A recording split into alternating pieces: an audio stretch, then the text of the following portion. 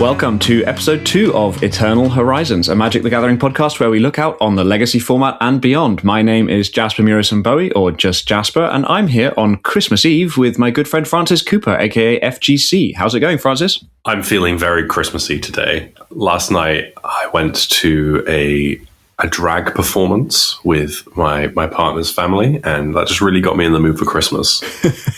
Excellent. That sounds like a lot of fun. So today we're going to talk about Vintage Cube, or Holiday Cube, as it's sometimes known on Magic Online, and the changes it has undergone in this iteration. We'll be looking at a couple of example packs, some pack one, pick ones, and so on, and sharing our thoughts on what I think we both feel is one of the best ways to play Magic. Am I right in thinking that? Definitely. I always look forward to Cube being available to play online. Not quite as good as in person, but much easier to organize, I would say. Very true, very true, very true. And then there's European Legacy Masters 2026 to talk about, which is very exciting. But first, you and I went to a little Legacy tournament a couple of weeks ago, right after recording episode 1. Where was it? What was it? How'd it go? So, yeah, we went to an iteration of London Legacy Monthly, which now happens every other month at the Escape Bar in London, near Mornington Crescent. Series has been going on since 2016, so 9 years. And yeah, we played, was that a 5-round Swiss event with a cut to top 4, I believe. And I think we both played almost the same deck.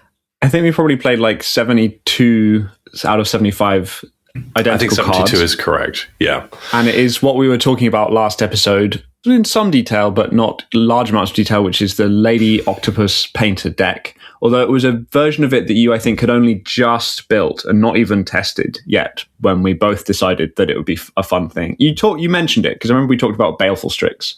So maybe you had played like once with it or something, I don't know. I don't think I'd played any games with it.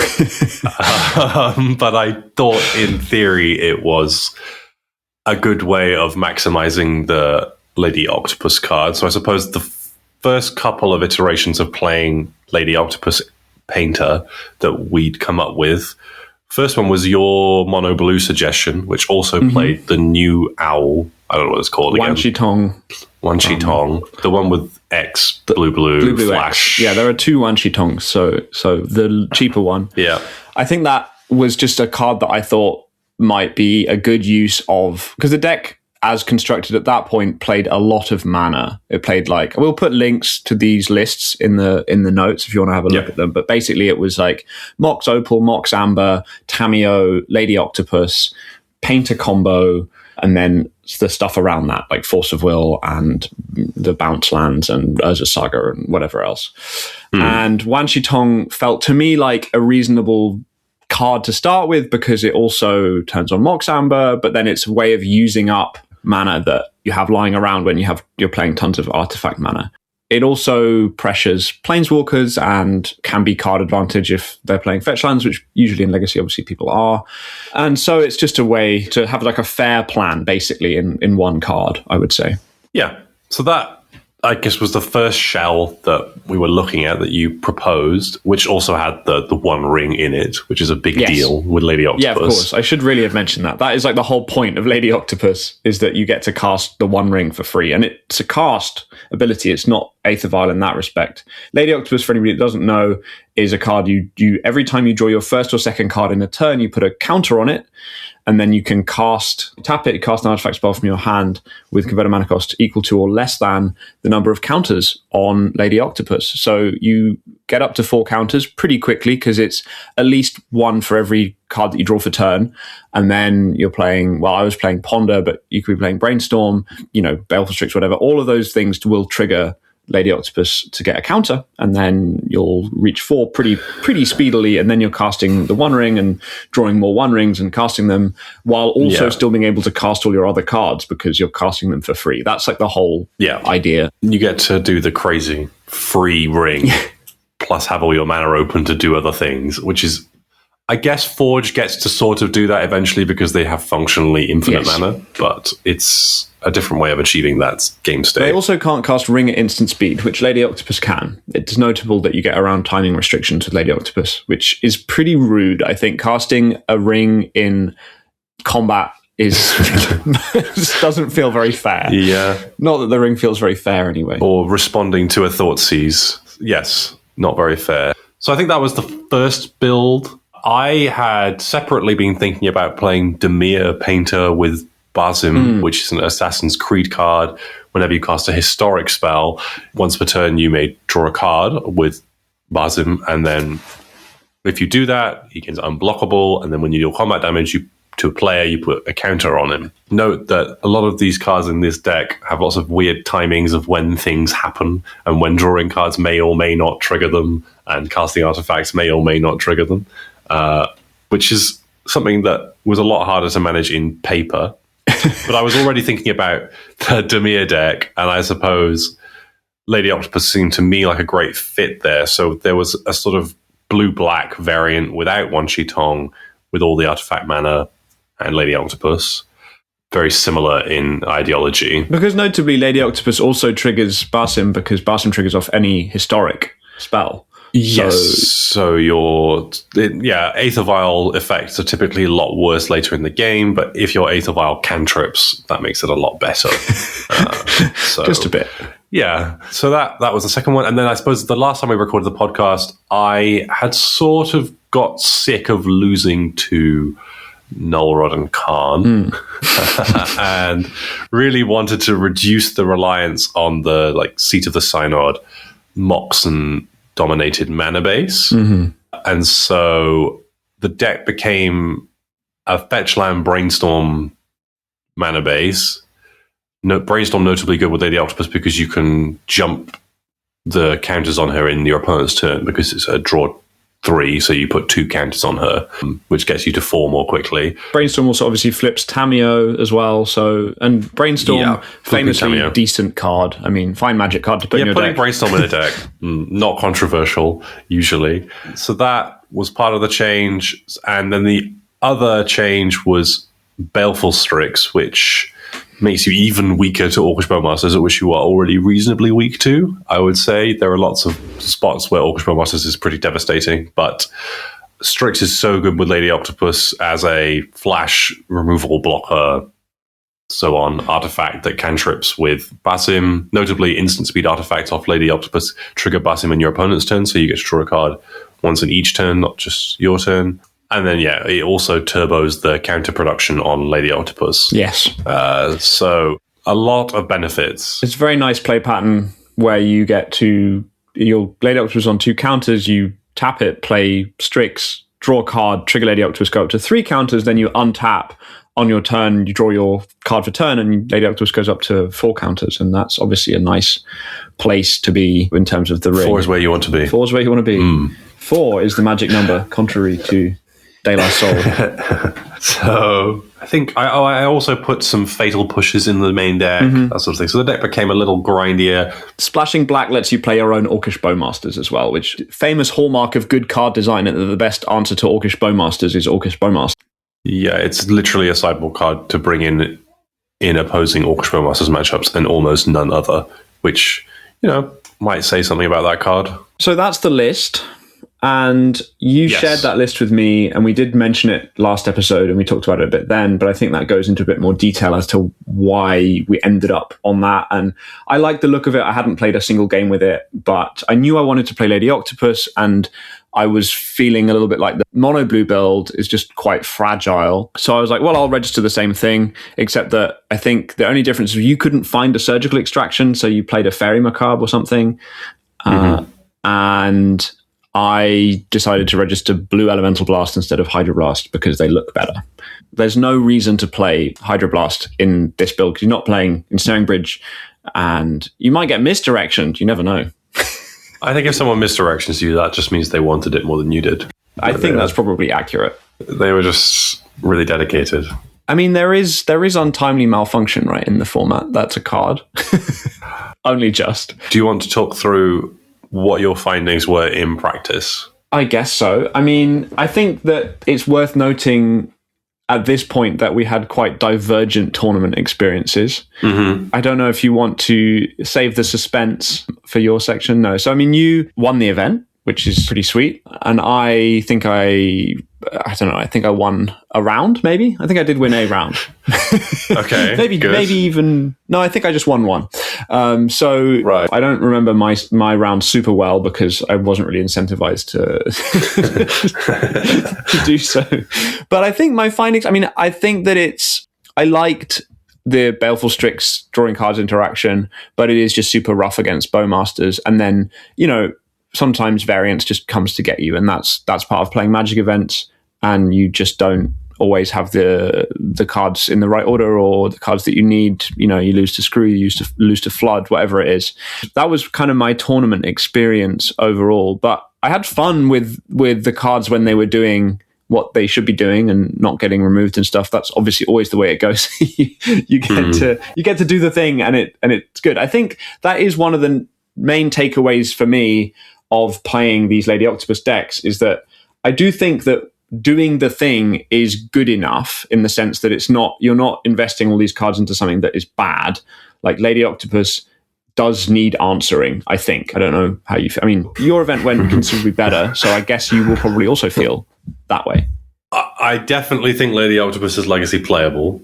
Feels very powerful. I have played quite a lot of Ether Vial in the time of playing Magic, and Ether Vial felt amazing in like 2012. And I think the last time I tried playing Ether Vial was this year, actually. I tried playing, there was a blue-green Wizards deck that got a trophy on Magic Online, and I took that list to a local event, and I think Ether Vial did exactly 0 things. I just played it, and there was just no time to maximize the mana advantage because it was so slow. We're ticking up once per turn. The ability to tick up your vial multiple times in a turn, and also vial in things that cost X or less, which is what Lady Octopus lets you do, and lets you put in different types of permanent. All of those are really meaningful. Also, Lady Octopus is a blue card, so you can pitch it to Force of Will. That's great. So you draw your late game copies, and you can just decide not to play them and reasonably pitch them to Force. And I would say also that blue density in artifact combo shells is difficult to achieve. So having that being blue is brilliant also. So there are lots of pluses to playing with Lady Octopus. I think, notably, if you didn't have the One Ring in the format, there wouldn't be much incentive to play Lady Octopus. I think without the big payoff, for the creature, I don't know what you're doing it for. Like, maybe you could really lean in and try and play Bolas' Citadel with it or something. That's where I land on the card. So I was very happy to play it. I'm certain I will keep playing it in some capacity. I think it's fun to explore. Yeah, same. As for my event, I did win the event, but round 1 I played against Giuseppe on Grixis Control. Or it might have been a Wizards build, I'm not sure. He was playing Snapcaster Mage, and I think I did see Flame of Anor, so it's that sort of deck. Game 1 went quite long and ended with Giuseppe ultimating or threatening to ultimate Tamio, and I couldn't answer that, so I conceded without playing. I managed to not reveal that I had the One Ring in my deck in that game. I mean, you say you managed to not reveal that. I think the reality is that you didn't draw the One Ring and therefore you lost. No, I had 2 rings in my hand on the turn I conceded. No, fair enough. Yeah, I mean, there's a point at which it's too late, obviously. Yeah, I could have played a ring and drawn a card and then conceded, but there weren't any future outs. So that meant that in game 2, I got to play. He basically hadn't expected me to be playing rings. And I got to protect the first ring and then chain rings with Minamo. So I drew basically my whole deck at one point. Like I was drawing 3 to 5 cards off each ring as I chained them.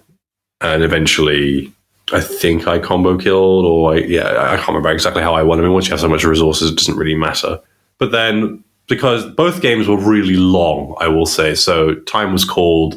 Turn 0 was the turn I won game 2. Right. And I would have been on the draw, so I would have only had 2 turns in the next game, which is not enough to win. The deck can kill on turn 3, which is fine. But not good enough to win a game in turns that hadn't started. So I proposed that we drew, and that made sense. So we moved on to round 2. I played against Thomas, who was on like a 5-color Yorion up the beanstalk. I assume he must have been on Zenith. I don't remember seeing it. Maybe I did see it. He was on Zenith because I played against him as well, and he was Zenithing for there's a Nissa that I'd never seen before in my life.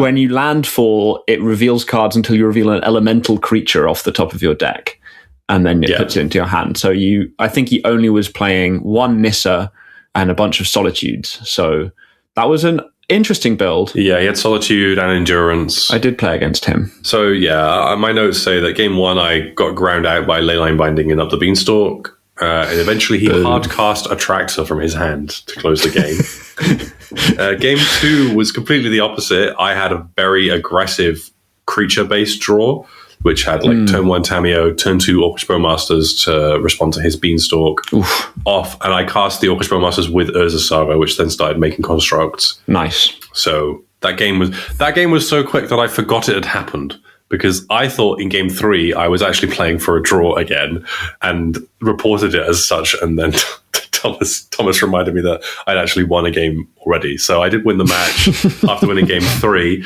Game 3 was, again, very long and exhausting. It was, I think Thomas resolved multiple Atraxa triggers with a Caracas, and I basically survived entirely because I could chain rings. Nice.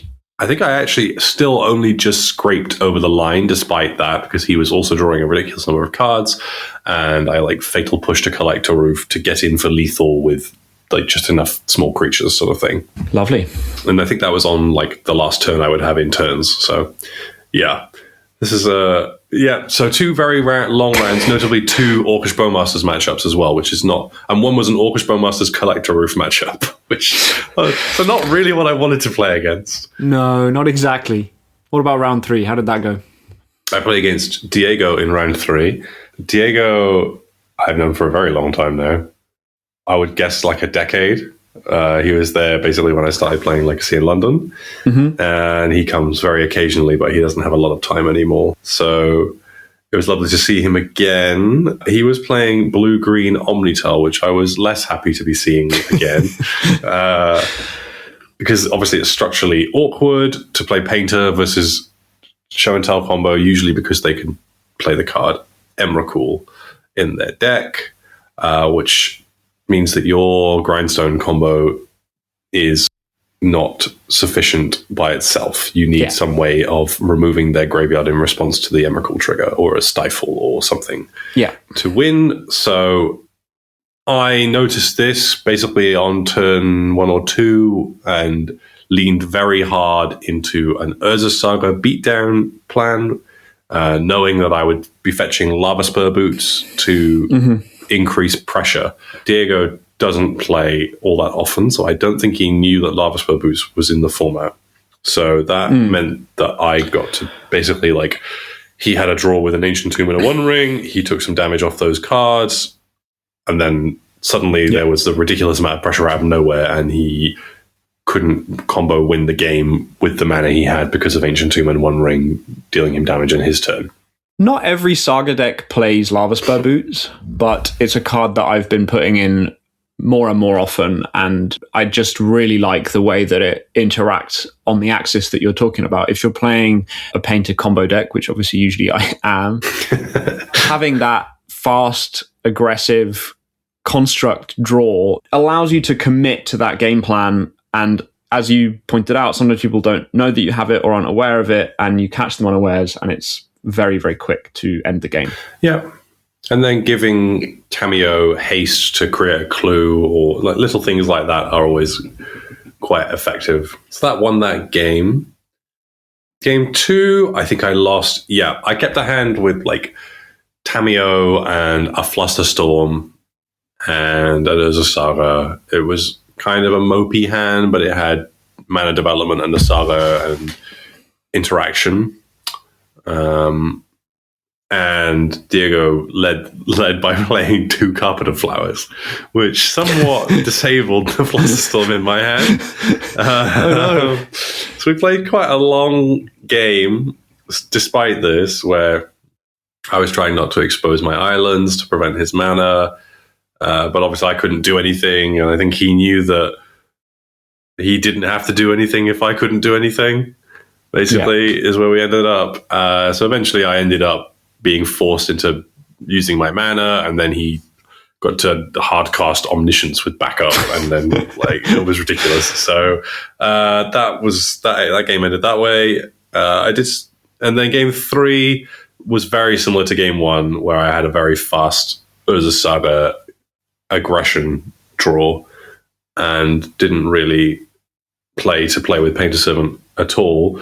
I will say that Brainstorm in my Painter Servant deck was wonderful there, in that I got to do the classic choose a plan with a Brainstorm, which isn't always available in Painter combo decks. And it felt really good, I will say. That game especially, I could just decide that I wasn't interested in my Painter Grindstone combo and lean into an aggression plus disruption draw. Nice. No, that's a strong argument for playing Brainstorm in Painter decks. I've done it a few times, obviously, but the other axis obviously being that sometimes you just draw all 3 pieces more easily. In that case where it's a 3-card combo, you can commit either direction, I think is the point that you're making. Yeah, you can lean really hard into one axis where you think your opponent can be a bit weak. My brain is now thinking about playing Eldar, which is something else that we both really enjoy, but the analogy is very similar, where your flexibility in your movement can let you put a lot of pressure suddenly on one axis of a board. Right, yeah, we're now talking about Warhammer 40,000, in case that's, not something that you do. The theory is the same. The game theory is the same. Anyway, round 4, I played against Aren on Green-Black Cradle. It was actually a really cool list, worth discussing, where he wasn't playing any Elvish Reclaimers, and he was playing a full 4 Badger Mole Cub alongside White of the Reliquary, and also was playing Fiend Artisan, which has fallen out of favor up until very recently. And I thought it was a really clever build to maximize the additional mana that Badger Mole Cub gives you. Gets you, yeah. Yeah, I don't pay attention to the deck too much, so I only looked at the list after we play, sort of thing, and went, oh, that's cool, I've not seen that, but that may or may not be a new development. Sounds relatively similar to the list that I played against on camera at Eternal Weekend. That also was playing Fiend Artisan and Badger Mole Cub, so similar sort of thing. I guess, Cradle, Natural Order stuff. Yeah, but in game 1, I got rather embarrassed because Arend kept a 0 land hand with a Once Upon a Time Mist. Oh, God. And then they still won the game. So that was... wow. That was embarrassing for me. I lost to a Collector Roof that I just couldn't remove, basically. Yeah. It happens. And then games 2 and 3 were defined entirely by combining Toxic Deluge with the One Ring, where in both games I cast a ring where they had a Oof in play and I had a Deluge in hand, and then I got to deluge away the entire board and draw a card off the ring the next turn, which was, Deluge was another reason that we were looking at the Black Splash, I think, because one of the problems for the mono blue deck is that you just don't have an answer to a board, and you get into scenarios where there's a lot of energy running around at the moment. Thanks, Jamie. Yeah, I think energy is worth respecting. Yeah, 100%. And I think the Badger Mole Club decks are worth respecting. Exactly. It's those two things where you really want a sweeper, and blue doesn't have those in general. Yeah, you could play Engineered Explosives, which blows all your things up. Yeah, that is what I was sideboarding in the mono blue deck. Engineered Explosives, which I think is okay, but it's not as good as Deluge.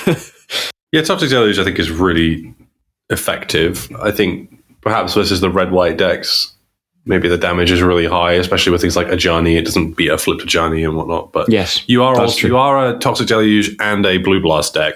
So yeah, between those two things, you give yourself a fighting chance. Yeah, so I think I won both post-ball games chaining rings after deluging and then painter comboing. And then the last round, so I'm now 3-0-1. So I was the only player that could afford to draw into top 4. Based on the standings. Yeah, because you were top of the standings at that point, but you weren't, nobody else was undefeated, I don't think. Everybody else was on 1 loss.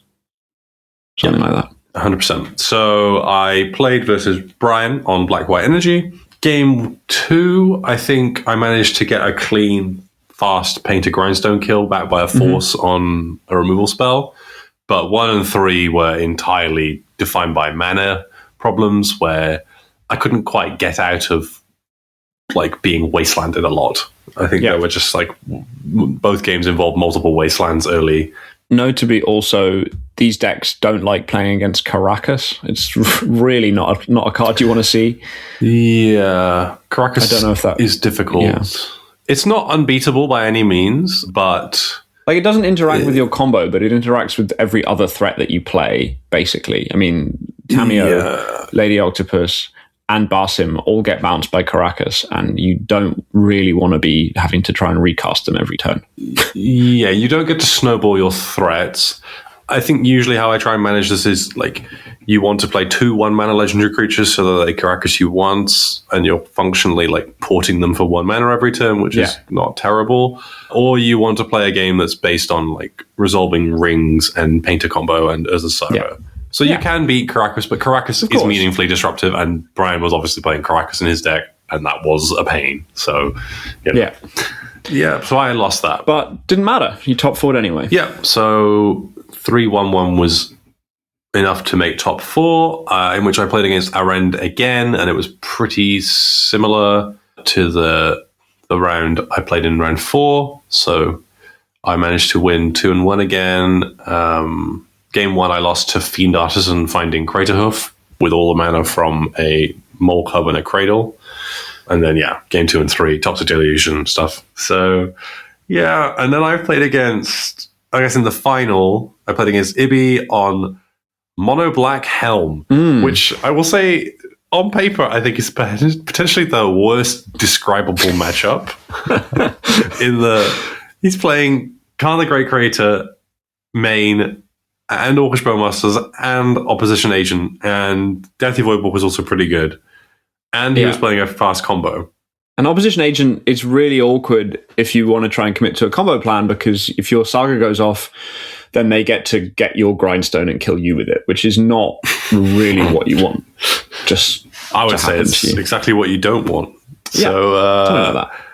And obviously, if you let them do that and they have a Khan, they can activate your Grindstone and you can't, and all of that. So it's not... It's bad. It's a bad matchup. So, game 1, unfortunately, or fortunately, depending on perspective, Ibi mulligan to 5. And despite him having an early Khan, the pressure from Basim and Baleful Strix, who were both unblockable by the ground creatures that Ibi had, I managed to sort of pressure Khan to the point where he had to sacrifice it for the Wish ability, which meant that I could get off, I think, an onboard Painter Grindstone kill. I suppose, he didn't have quite enough resources, and that helped me get there. Game 2 was lost. I think I was sort of in a winning position, other than I'd let a Helm resolve earlier in the game, and I was feeling sort of quite good. I was going to win in maybe 1 or 2 turns, and Ibi didn't have anything, but he drew a Doughty Voidwalker and had the mana to activate a Helm off the top on one of the turns where I'd passed and tapped out and didn't have anything up. So that was that. Yeah. And then game 3 was pretty tense, I would say, where there were like multiple hate pieces in play. There was another Khan, there was an Opposition Agent. I think there were 2 Opposition Agents at one point. Yes, or one, there were 2 Opposition Agents. There was an Orcish Bowmasters. I can't remember if there was a Doughty in that game, but a lot of different things were going on in terms of lock pieces Ibi had played. But I forced, an awkward attack. I think Doughty had to sort of... Well, something had to attack Planeswalkers on my side, I believe, like Tamiyo, perhaps, which meant that I could get through to kill Khan. It was something like that. But I think Basim was critical in dealing the damage required to get through, which meant that I could win with a combo kill again. But we're also again in the position where I think I knew that he'd got a Helm in hand, and there must have been a Doughty or a Leyline in play. And if he'd drawn a Soul Land, then I would have lost to the Helm. I think that's where we were at. Sorry, this was a few weeks ago. So close match, but you took it down. Definitely close. Could have lost I think reasonably either of the post-board games. Well, I did lose one of them. So, yeah, I suppose I would say the deck consistently overperformed in that I played against several Orcish Bowmasters decks, a couple Collector Roof decks, a Khan deck, and I managed to sort of get through all of that, which I wouldn't have bet on at the beginning of the day if you told me my matchup spread. Yeah, I think every match was either an Oof, an Emrakul, or an Orcish Bowmasters matchup. So, which is not what you really want to sign up for. Tamiyo and the One Ring, strangely, were both amazing. I know, weird. Controversial to say that. Could be banned. They work really well together. It was often flipping Tamiyo to drawing 2 off the One Ring. Yeah. And I will say, Bazum was something that tied the room together, shall we say. Like, really brings all the pieces together nicely. Decked the halls with boughs of holly, shall we say. Sure, yeah.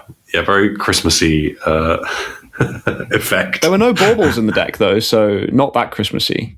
No, perhaps not. But, that's, I guess, my review. I will continue playing it. I think I might even move further away from the Mox Amber stuff and play more lands and maybe play the 4th Lady Ock and play like 1 Mox Amber, 1 Mox Opal. The deck becomes very mid-rangey and I'm not sure I like that. And some of the best draws are like turn 1 Tamiyo, Mox Amber, Hold Up Brainstorm, which is obviously amazing. Yeah, that's pretty good. I don't know if you have closing thoughts from you. Closing thoughts on the deck. I like you. I definitely want to play more with Lady Ock, and I think there are a few other ideas that one can try with that.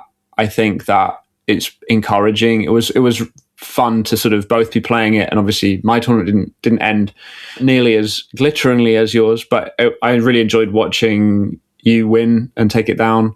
That was fun. I think that the deck, I think the idea has enough legs to make me want to keep trying it, and I would say that, it's good fun. It's sort of like the most Universes Beyond deck to ever Universe Beyond, which is not necessarily a selling point in my view, but it is quite funny if you can just sort of detach from that. It's like, it's got Assassin's Creed, it's got Spider-Man, it's got Lord of the Rings, and it's even got in the sideboard Boomerang basics from Avatar. So we've got 4 competing intellectual properties for this deck. So yeah, I like the aesthetic of the cards that are being played. So it doesn't matter quite so much to me anymore, maybe, that they are from Universes Beyond. I think if you ask me, I would prefer that they were Magic IP designs. But although I don't weirdly, find them so the clashing. Omen Path's art for Lady Octopus, whatever that card is called, Murata Hacker something. Yeah, the art for that and for that whole set is like so phoned in that I actually prefer the Spider-Man version, because at least the art is like dynamic and good. For sure. Whereas the Omen Path stuff, I think there was a real like band-aid onto a problem that they created for themselves, which is quite unfortunate. So if you're playing it online, look out for Murata Neuron Hacker, whatever that card is called, rather than Lady Octopus Ingenious Inventor. So that's LLM. That's Francis winning. I think that, obviously not the biggest event, not necessarily the field on which one can say the deck has proven itself, but it's a fun little deck. I think we've both had fun playing it, and check it out. Take it for a spin. It's good fun. Indeed. Let's move on then to, another bigger, more important tournament than the 13-player London Legacy Monthly. The next edition of the European Legacy Masters has been announced and will be on the 12th of July 2026 at Eternal Mania, which is very exciting. We've both played in European Legacy Masters tournaments before. I played in the very first one, and you played in, I think, the 3rd and 4th last year and this year. Is that right? Yeah, I qualified last year in the, I can't remember what they called it exactly, but it was the Wales Legacy Showcase event that they ran at Firestorm Games in Cardiff. And this year, how did you qualify this year, Francis? I won the qualifier in London at Darksphere with a particularly exciting match in the final with Jasper. Yeah, you beat me in the final to get the invite. I will say, if I had to lose it, at least it was losing it to you. It was tolerable. Yeah. It was a bit of a heartbreak, but also I was excited. like sort of thing. Yeah, for sure. And I mean, ELM, for anybody that doesn't know about it, for me, it's just one of the coolest events in the calendar. I mean, big shout out to Tom De Decker, who runs it, and of course our UK reps, Sahar Mirhadi and Luke Kay. They put in a ton of work. It's like a volunteer run tournament series now, where every year all the different European countries that want to host qualifiers for it, local tournament reps can apply to host tournaments that will qualify for a 128 player invitational tournament that happens once a year. And it's just very cool. It's streamed, and it's a real kind of, the creme de la creme of the European legacy scene. And we've had some people, like, I think, even travel from the US to try and qualify for it and stuff. So it's a very cool event. I mean, the one that I played in, it was just cool to be there. Like all the people that are in it are people who have had to win events to be there, and so you have this very fun mood. I think invitationals are quite special. I agree. I have not had spectacular records at either of the events I qualified for. I think they were both kind of like middling. I can't remember how many rounds they were, but they were sort of like 4-4, 5-3. 5-4 type records, which I'm very happy with because everybody there has won an event to play in it. The field is absolutely stacked. Yeah. So, the first 2 UK qualifiers have been announced. They'll be in Bath and I think is it in Derby? The second one? I think, in Bath and in Derby. I think 21st of Feb and 21st of March are the dates that I have written down here. So if you're in those areas and you want to have a chance of qualifying, go along to the qualifiers. And there'll be one in London as well. I think it'll be held at Darksphere again. I would expect so. I don't think that's been confirmed. But no, I think the intent is for that to be the case. They're in talks to do that. Yeah. So I think safe to say that pending availability, we will both be trying to qualify again for this. I have both dates in my diary. So excellent. Yes, okay, so you're fully committing. I expect I will be going. Yes, unless something comes up, I should be there. I really love playing competitive legacy events, so weird. Yeah, these are announced really far in advance, so I can make the time for it, which I appreciate. Yeah. And I will, and even if I don't qualify, I will be going to Hasselt. I think that's in my diary as well. Sweet. So, I'd like to. I couldn't make it this year, but I would like to go next year. It sounded like a very fun event. So that's ELM. There are going to be lots of qualifiers around Europe. So go to EuropeanLegacyMasters.com, which I think is the official website. It should have all of the details there for the different qualifiers and so on. And also obviously speak to your local TOs. They might know if they're interested in hosting one. So just wanted to give a shout out to the ELM team and the series. And it's just a very cool thing to exist. Shall we move on then to Vintage Cube, which was something that we were keen to talk about while it is, holiday cube season on Magic Online, which is always fun. And we've got some changes to the Vintage Cube, as we always do. Ryan Spain and Chris Wolf, who curate the Vintage Cube on Magic Online. So they've made a couple of, I would say there are kind of 2 types of change when you're looking at altering a cube. You can make structural changes, which they will do from time to time to either give some archetypes a bit of time off if people aren't drafting them that much or people aren't finding them as fun, or they want to bring in other archetypes. And then there's also, they're always looking to add cards from new sets to Vintage Cube. So I think what we'll do is we can just go through some of the changes. They've got rid of the Power Matters archetype for now. So things like Slickshot Show Off and Mightform Harmonizer and Berserk and Unruly Krasis, I think, have all gone. Yeah. And they've also cut the Smog combo, so Chain of Smog, Sedgemoor Witch with Bloom Apprentice. I think they just wanted to give those things some time off, basically, as a rotating thing. I don't know how you feel about these sorts of changes. I think Slickshot Show Off is powerful and would see play in like red, aggressive, and tempo decks. I don't think I ever saw this Power Matters grouping of cards come together in a way that they're describing here.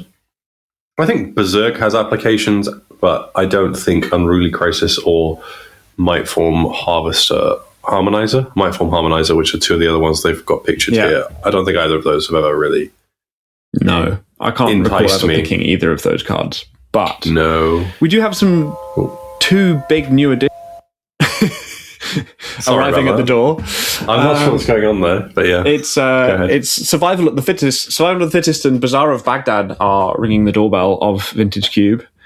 And that is pretty exciting. I mean, I think they're both classic cards. I would go so far as to describe them as quote unquote iconic, although I have feelings about the use of that word. I think it's become like hugely overused, but that's a total digression. So let's skip that.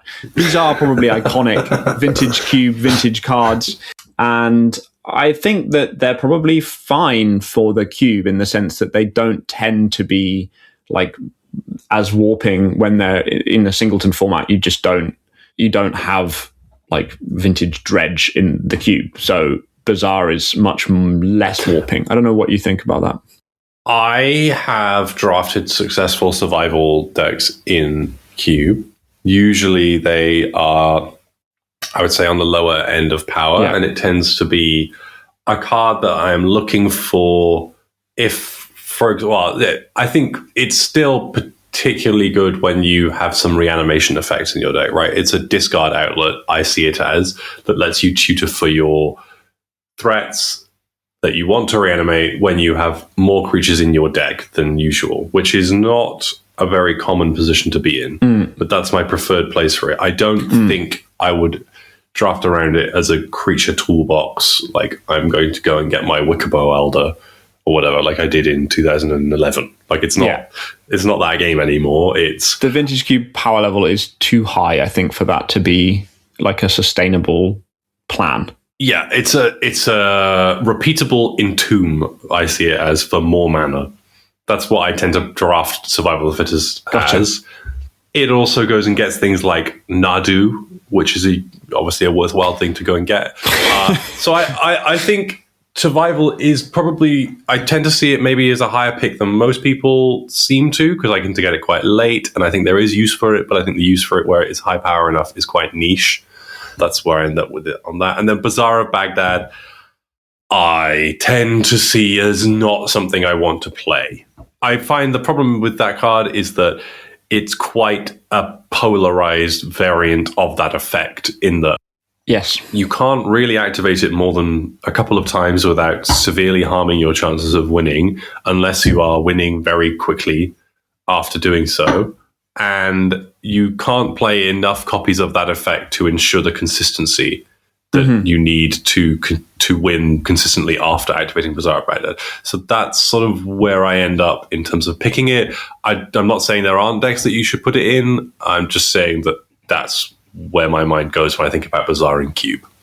And they've tried to support it a bit more, I think, is the point they're making in this change article. So they've added a bunch of discard matters effects from Aether Drift. There was a whole discard theme, a cycling theme actually in that set. So, Monument to Endurance is now in the cube, so that whenever you discard a card, choose one that hasn't been chosen this turn, draw a card, create a treasure token, each opponent loses 3 life. Obviously, together with Bazaar of Baghdad, that becomes a very powerful little engine where you're drawing a card, making treasure, making them lose life every time you activate Bazaar of Baghdad, so it becomes card neutral.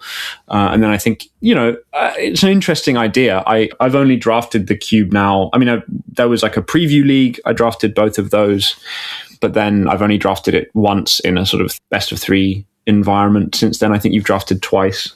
We'll come on to general thoughts in a minute. But I think Marauding, I think this is an interesting way of trying to enable Bazaar.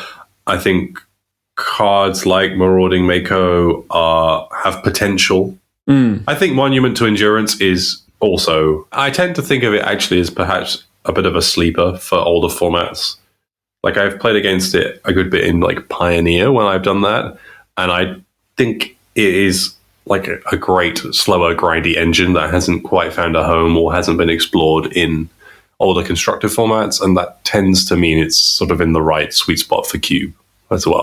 So that's a nice way of putting it. So rather than talk about everything that they've changed, because there's quite a lot of sort of more subtle changes or cards that aren't necessarily that interesting to us, we're just going to pick a few highlights of things to talk about. And we'll start with Guardian Scalelord. 4 and a white for a dragon with backup 1, flying, and whenever this creature attacks, return target non-land permanent card with mana value X or less from your graveyard to the battlefield, where X is this creature's power. This card's really strong if you are playing a white deck with creatures that may end up dying. Which means if you have space in your deck to have a 5 mana card, this card is excellent. but not a lot of decks want this effect, so you end up getting it reasonably late. I don't think it's a particularly high pick unless you really need to fill that slot in your curve and say in pack 3. But it's very good. It's not a new card to the cube overall. It's been in various other variants of it. It's replacing Static Prison, which their reasoning is that it's an aggro-only card. I think, unless you can continually generate energy, Static Prison is like it basically like gives their creature suspend and exiles it for 2 turns. Yeah. I think the general point about Boros aggro not really needing extra power level, I think, is probably something that we both will feel good about hearing them say that, because at various points, arguably, that aggro deck or one of those aggro decks has been the best thing really to be drafting consistently if you only want to win, but it's probably not either of our favored play styles. So just dialing it back a little bit is going to be a nice spot for the kinds of decks that maybe we like to draft, which we can come on. Yeah, I'm not opposed to drafting Boros, but there is certainly a perception that it is the best deck, or maybe it's the deck with the lowest floor, I think is how I would put it, in that all the cards that you could put in a Boros deck, as long as your curve fills out properly, will always do the same thing. And over the years, those cards have become more and more powerful, whereas they're not printing more time spirals or whatever. So the decks that want more niche cards don't get more support and don't get upgrades. So it's on average better than it used to be, is sort of where it is. So, so debuffing that somewhat by putting a 5-mana like mid-range swingy card in the cube instead of a 1-mana like double time walk your creature, which is only caring about a small portion of the game, right? Like removing your creature for 2 turns doesn't matter if it comes back if you're already dead, which is what Boros wants. Yeah. So what's next on your list to talk about? I'd like to talk about the addition of Samwise the Stout-Hearted. Samwise the Stout-Hearted is in, and Thalia, Guardian of Thraben, is out. That's a card from ye olden days that I think has just dropped off a lot in power level. And Samwise is an interesting card. It's a card that I've played with in Legacy, so I am curious to see how it performs in this. Obviously, for anyone that doesn't know, it's a 2/1 with flash halfling peasant from Lord of the Rings. When Samwise the Stout-Hearted enters the battlefield, choose up to 1 target permanent card in your graveyard that was put there from the battlefield this turn, return it to your hand, then the ring tempts you. So it recurs things like Wasteland and Strip Mine, and that is a very powerful thing to do, but also it can rescue things that have been killed by removal, or it can help you, rebuy stuff. It's a sort of versatile flash creature that kind of sneakily does a little bit more than initially it seems it might. It can rebuy fetches, and I've noticed something quite funny in the wizard's description of these cards. They said, "We will bring back Samwise the Stout-Hearted to combo with Black Lotus." I missed out some other cards there, but I mean, if we're just playing cards because they combo with Black Lotus, I feel like the list is going to be very long. But I suppose, Black Lotus plus Samwise the Stout-Hearted turns Samwise into a Cabal ritual, which I'd not thought about. Sure. But I feel like one of those cards is more impactful than the other, generally. I would say that Thalia, it says she's been relegated to the sideboard. That kind of makes sense to me. That almost all decks are playing some combination of other sorts of permanents. I think powerful enchantments and artifacts are fitting into all decks, including aggressive decks that would play Thalia. Like the white deck wants to play Fourth Aerlingus or whatever. Those sorts of tensions mean that you're less keen to play Thalia in your deck. And then equally, the other way around is the combo decks that Thalia was good against often will just be playing creatures that generate card advantage and board presence because they're too good not to play. So it's like, oh, I'm playing Psychic Frog in my deck. My deck is a Doomsday combo deck, but I have Psychic Frog. And your opponent plays Thalia and thinks, I've got you. You can't combo as easily. And then you go, yeah, but I'm just going to kill you with this Psychic Frog. So, so Thalia's monomodal position is not as desirable as it used to be, I think. I think that's a very good way of putting it. What do you make of Katara Waterbending Master, which has been a very divisive card in Legacy? Some people think it's great, some people think it's unplayable. So I think Katara as Waterbending Master is as playable as a 2-mana creature that draws cards can be. I think it takes quite a bit more work than it does for, say, Dreadhorde Arcanist or Psychic Frog, in that to get her going, you have to play a spell in their turn to start looting once on every attack, and 2 spells in their turn to start going up a card, which is significantly worse than having to cast Ponder on a prior turn, or Psychic Frog, which is obviously just the best of all of these effects. So I think Katara is fine in Legacy. I think it's quite a lot better in Cube. I've been very impressed with Katara. Okay, nice. But I think the average game in Cube gives you a lot more space to play instants in your opponent's turn that cost mana, that have variety, that sort of thing. I may be wrong, and maybe Katara is also this good in Constructed, but I'm very happy putting Katara in my deck. So, yeah. I think this next change might upset you. We have got rid of Cryptic Command, Francis. How do you feel about this? This is upsetting. I have a lot of emotional currency stowed away in Cryptic Command, and it makes me sad that the Axeman has come for the last home of Cryptic Command, basically. Yes. Where in every other format where it's been played, it's basically not been useful. And I still would play it in basically every blue deck that I think would cast it. You need a reasonable mana base or be mono blue, but the flexibility is so powerful, often in a format, especially in a format where the games they have that space where you can cast a 4-mana spell that will have a flexible effect on the game, which isn't true in basically any constructed format anymore, I would say. Maybe Standard. And maybe they'll reprint Cryptic Command in Lorwyn Eclipsed, but I doubt it. At which point you will start playing Standard for the first time in a decade. I think I would. I think I would just build a Standard deck just to go. I have my 4 Cryptic Commands. I'm very happy. I used to have the... Are they textless? I used to have those. I got rid of them because they became really pringly. Oh no, sad. But I did have the promos once. I just have normal original art printings, but I still love them. And I have 5. I have 5 Cryptic Commands. Of course, the perfect number of Cryptic Commands. So I would love to play that again. But yeah, it's been removed, and they say Cryptic Command has been on the decline recently. That means it's our fault, Magic players. We should be playing more Cryptic Commands, and then they would have put it back in. But yeah, so Francis is very upset with all of you. What's coming in? Wan Shi Tong All-Knowing. Not the Wan Shi Tong we were talking about earlier, but a different Wan Shi Tong. It's a 5-mana 4/4 with flying, 3 blue, for a 4/4 with flying. When it enters, target non-land permanent's owner puts it into their library second from the top or on the bottom, and they will choose which of those two. And whenever one or more cards are put into a library from anywhere, create 2 1/1 colorless spirit creature tokens with this token can't block or be blocked by non-spirit creatures. So 5 mana for 6 power worth of evasive threats and some time-gated removal. It seems like a strong card. Yep, I think it's good. It's not Cryptic Command, so that's sad. No, it doesn't scratch that itch. I think the funnest thing that I've seen about this, Caleb Durwood was playing with this, and he had his Wan Shi Tong ousted. So he obviously got 2 1/1s when they ousted his Wan Shi Tong.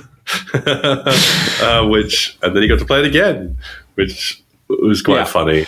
So we're very pleased that they've added a lizard wizard to the Vintage Cube in Party Thrasher. Anyone that knows King Gizzard and our intro and outro tracks will understand why. But as a card, it's kind of an interesting one as well. It's a 2-mana 1/4 lizard wizard that gives non-creature spells you cast from exile convoke.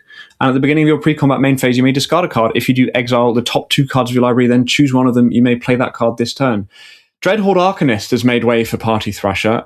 It's hard for me to see that Party Thrasher will be as good as Dreadhorde Arcanist. Yeah, I would say that neither are particularly exciting picks, but perhaps Party Thrasher synergizes with more exciting play patterns in-game if you can make them happen. If you can make them happen.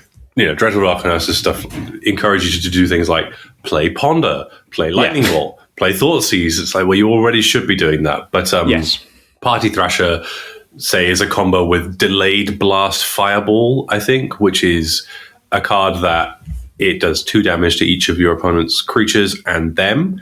But if you cast it from exile, I think it does 5 damage, and then it has Foretell for 6. But if you exile that with Party Thrasher, obviously you get the payoff of it doing 5, for example. So there are a few little niche elements that let you take advantage of Party Thrasher's abilities. So yeah, I'm curious to see if we can get any cool screenshots. Yeah, I'm sure there's stuff to do with it. It's got a lot of text, so there'll be something. A card that we've already talked about a bunch today, Basim Ibn Ishaq, has entered the cube, which I assume you will be excited by. Yeah, it's great. I am excited to play with Basim. I think it's quite a dynamic card. You put it into play and your opponent kind of feels like they might have to respect it in case you can trigger it, or it's a 2/2 that doesn't do an awful lot. So there's a level of uncertainty with the range of the card in game. But your floor is you're always going to get something that impacts the board, and your ceiling is eventually ends up being like a Kappa Cannoneer that's drawn you 4 cards, which is pretty good. Completely other end of the spectrum. Yeah. And it's replacing Urtai, which I've always seen as kind of a medium card, to be honest. I've never been excited to play it in my deck. Yeah. It's kind of that like Ventus Shaper Savant slot. Yeah. Is what I see it as, which honestly I prefer, but we haven't seen Venser in a long time. So yeah, I would like to see Venser back. I like that card. For me, it's like a kind of cube staple in a way, but maybe it's just not good enough anymore, which is a bit of a theme. It's funny when you think about Vintage Cube particularly, it's like all the cards that they could no longer print for various reasons, Power 9, Caracas, whatever, plus like loads of new cards, the power level of which keeps increasing. So it's kind of like there are, Cryptic Command is a card that doesn't make the cut anymore because it was printed too much in the middle of Magic's history. That's how it sort of feels, I think, in the macro sense. Yeah, it's printed between 1999 and 2019. Yeah. And I suspect that 2019 date will continue increasing as cards from War of the Spark become not powerful enough, which is a little concerning, terrifying. Yeah. Is there anything else you'd like to discuss on this list? I think I'm happy, unless there's anything you were keen to touch on. No, we can leave it there. I don't think there's anything particularly remarkable, and that's covered everything that's changed meaningfully. Yeah, I don't think there's anything where I'm like, oh no, this is a disaster, except obviously in your case, Cryptic Command. Yeah. And I'll miss Mere Battlesphere, which is what was cut for Monument to Endurance, which you talked earlier. I really like Mere Battlesphere. Oh, really? Oh, I didn't see that. That's sad. That card's kind of like a really neat space of artifact payoff for Tinker, something you could entomb for and not be embarrassed. But also you could kind of justify playing it and casting it as a top end. You could ramp to it, It was. I liked that card. I was never unhappy to be playing it, and I like artifacts, so... Sure. Shall we do a couple of pick one, pack ones, and then wrap things up? Yes, let's do that. What have you got for me? All right, we're going to do this limited resources style, so I'm just going to read through each card. I will do a brief description of them all, just so we're on board. Okay, so pick one, pack one. You've got Bountiful Landscape, which is a Modern Horizons 3 like Evolving Wild style card. So it taps for a colorless, but then you can also tap and sacrifice it to search your library for a forest, island, or mountain. Yeah, there are the cycle is in, I think, of these. Yeah, they're fine. I'm definitely not first picking it. It's not a first pickable fetch land. There are those, but it's not one of them. Sink into Stupor. It's a 1 blue instant. It returns a spell or non-land permanent to its owner's hand, an opponent controls specifically, and then it's an MDFC, meaning the other side is a land that you can put into play to tap for a blue, and it comes in untapped if you pay 3 life, you bolt yourself. This is a strong card, I would say. I don't know if I'm going to be first picking it out of this pack. At floor, it's a land, which is a nice place to be in the sense that it can always be it can be your 24th spell, which is fine. Yeah, I think it fits into almost basically every deck that wants blue mana, but isn't a priority for me. It's more of a deck tuning tool where you don't want to flood and you don't want to screw too often. So putting cards like Otawara and Sink into Stupor in your deck kind of rounds off the edges of your curve. Next card is Kitesail Freebooter, the flying 1/2 for 1 and a black, and it enters, and you may choose a non-creature, non-land card and exile it underneath Kitesail Freebooter. I don't mind playing Kitesail Freebooter. I think that cards that let you gain information about what your opponent is doing are quite powerful in a format like Cube with the range of archetypes. It's very valuable to know if your opponent is about to try and like storm kill you or if they're on a fair plan. And you can often set up scenarios where you take their piece of removal and then you know what else to play around and so on. Again, not a high pick, but a card that I'm okay to play. I agree with your point that information is particularly valuable in Cube, where it's often a lot harder to read exactly what strategy your opponent has based on the lands they're playing, for example. So information from discard is more valuable. And also, it's less bad against aggro because it's a creature. Yeah. The next card is Zagoth Triome, which is a tri-land that is fetchable. So it's a swamp, forest, island, and enters tapped and has cycling for 3 generic mana. I like these. They've been in the Cube for a while now. I think that they do something interesting, which is they've really moved the needle on fetches being like by far the best lands to pick. It used to be reasonable to pick an on-color dual land, like original dual land, Underground Sea over a fetch, depending on the like construction of your deck, over an off-color fetch, should we say. But now I think I'm taking like even, Windswept Heath over stuff in my non-green deck, because you can put these triomes in and they're easier to pick up later, and they also still fix you, and they cycle as well, which is a nice flood mitigation thing. So I like these being in the Cube because I like drafting like multicolor nonsense decks. I find that to be an entertaining thing to do.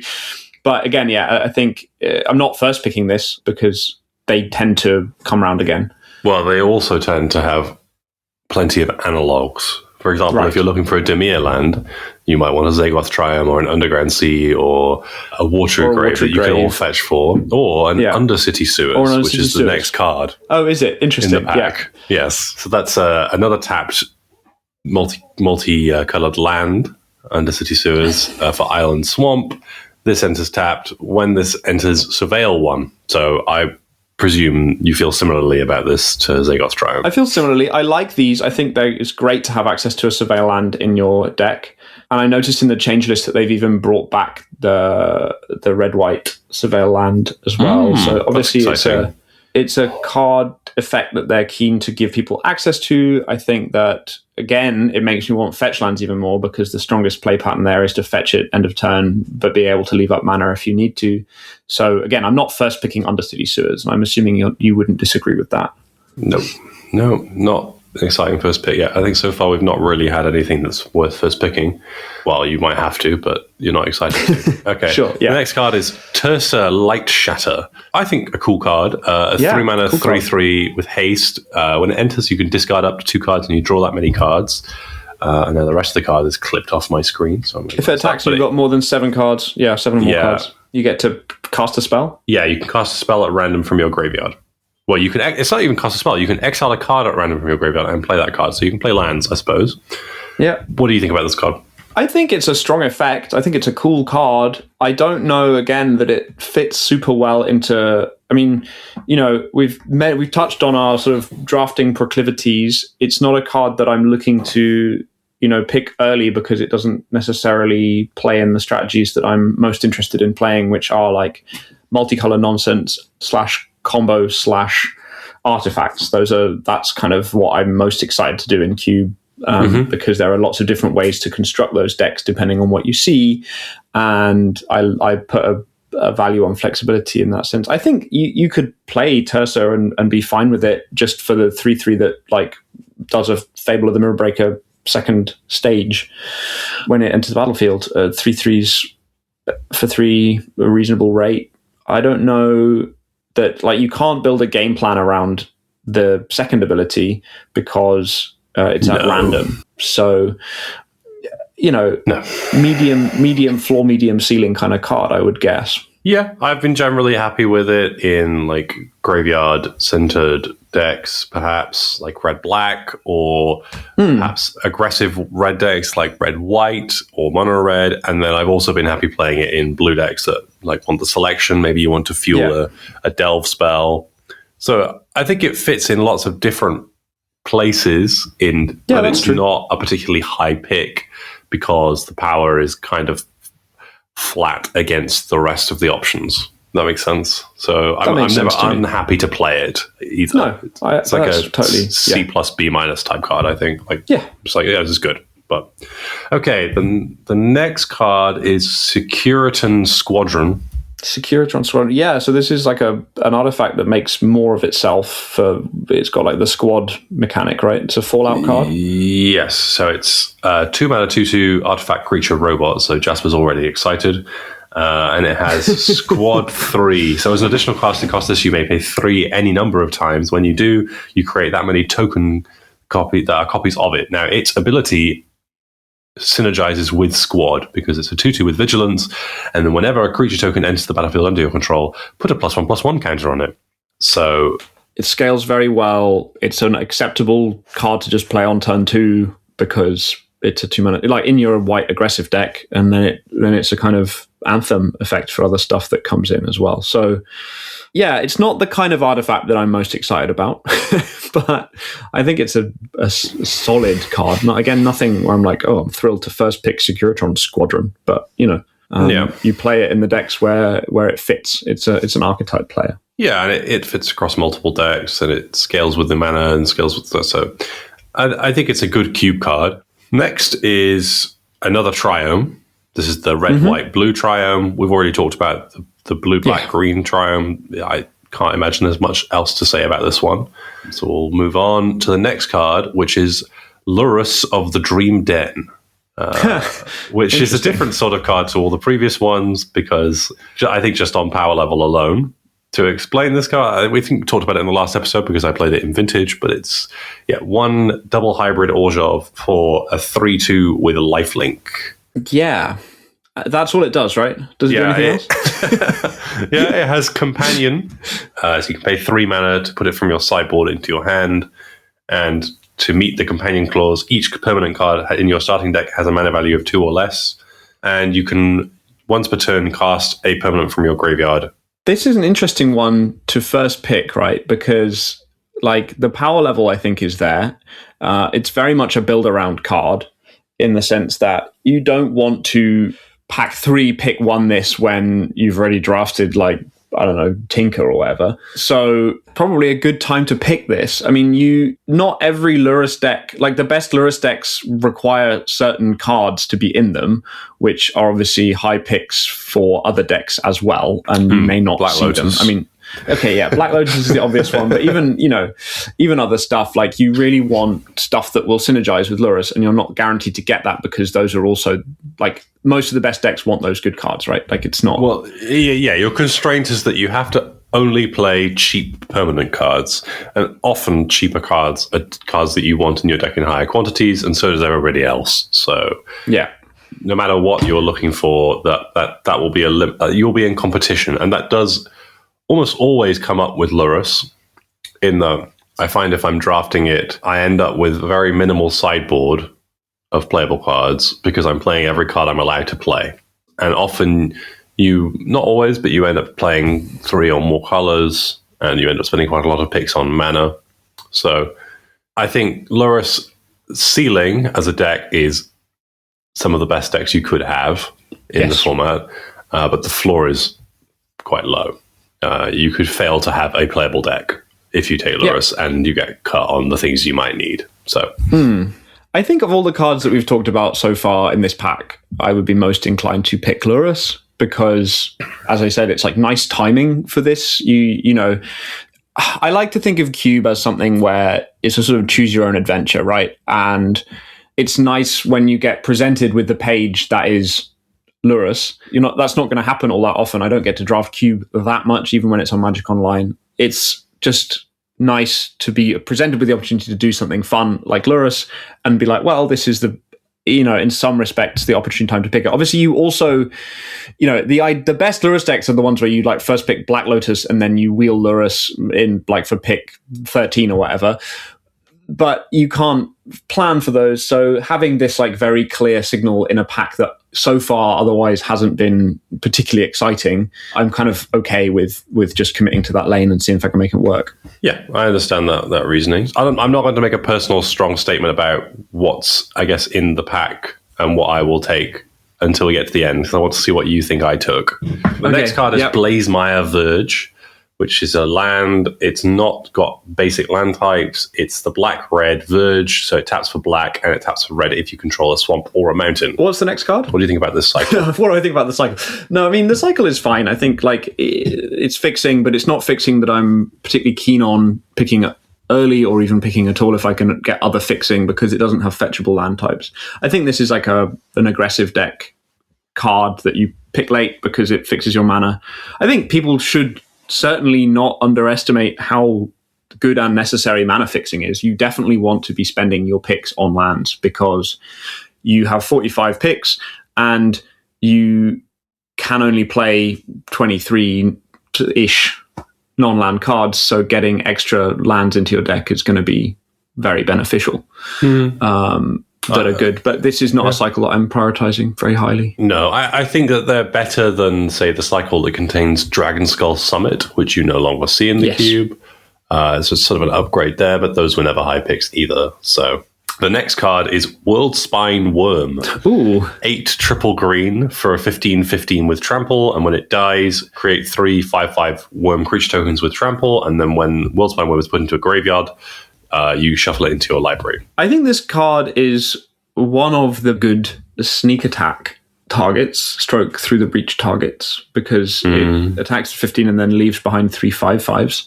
Yeah. There are enough other good sneak attack creatures in the cube that are even better. I think Emrakul and Grizzlebrand and whatever other Atraxa, are as good in most scenarios or better in some scenarios. So I don't think I'm picking this first. I think I want to know that I can do the sneak attack thing. Yeah. The part A before I want to pick. I mean, sometimes you have to pick up the cards on spec. So I will pick this kind of like the B part highly enough in packs that I don't think are that strong. I think that sneak attack is a very, very strong card in the cube.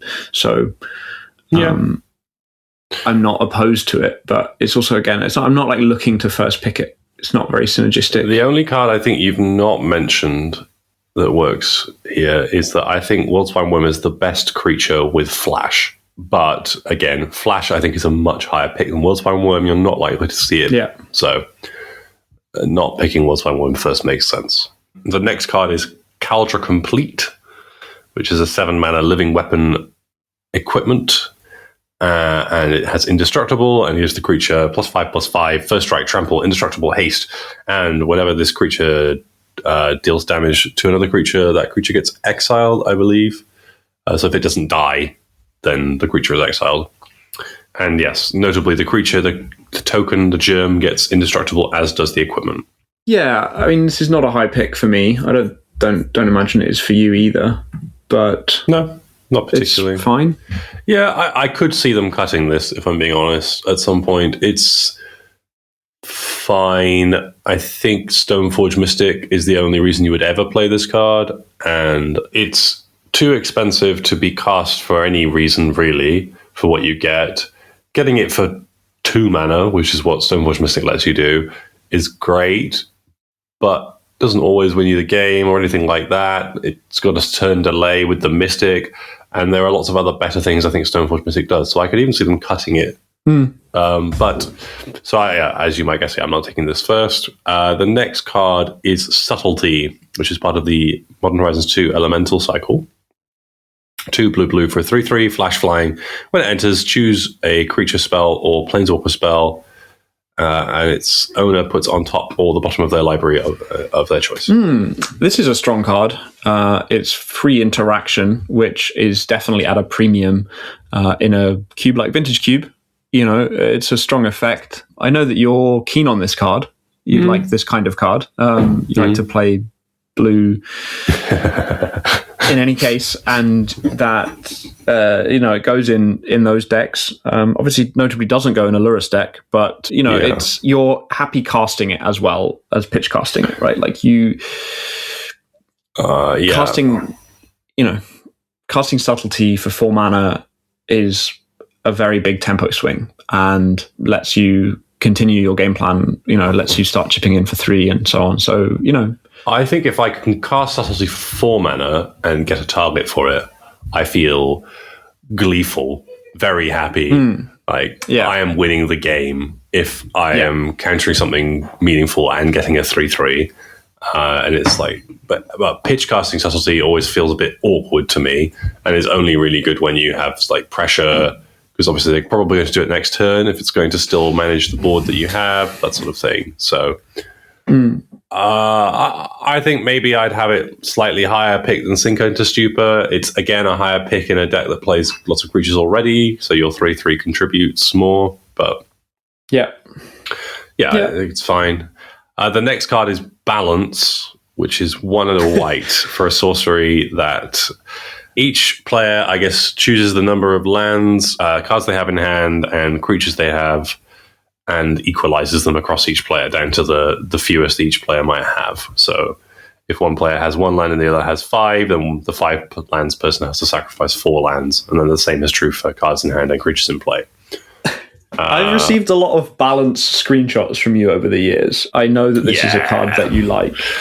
And it's very strong. Obviously, it's you can construct cube decks that, can make a lot of mana off artifacts and, not play that many creatures, and then it just becomes this incredibly one-sided 2-mana spell that can win you the game on its own. So Balance is very good. Again, it's a build around. I mean, I think that's true of all of the best cards, except maybe Black Lotus. Sure, that's that class of card, Yeah.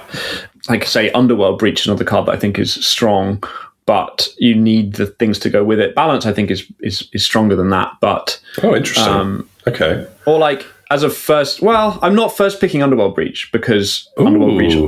Okay, that's an interesting discussion. I'm surprised at that. Okay. I mean, I would. The thing is, I would if I was like drafting Cube in person with other people that I know value at highly. This is like a Magic Online Cube thing where Breach seems to wheel all the time. So I don't know. I think that's what I mean by I'm not first picking it. Like, Balance is not going to wheel. Underworld Breach, I think, probably will wheel, or certainly that was the case. Maybe the needle has meaningfully moved on how many people know how good Breach is since maybe I think Luis promotes Breach quite a lot, so maybe that's what's going on there. So maybe that's a shift. I think that also comes back to Boros Aggro's win rate. In that deck's relatively easy to draft and the floor is quite high. Whereas taking Breach and not getting anywhere with it, or taking Balance and not drafting the right deck, means you just don't do anything.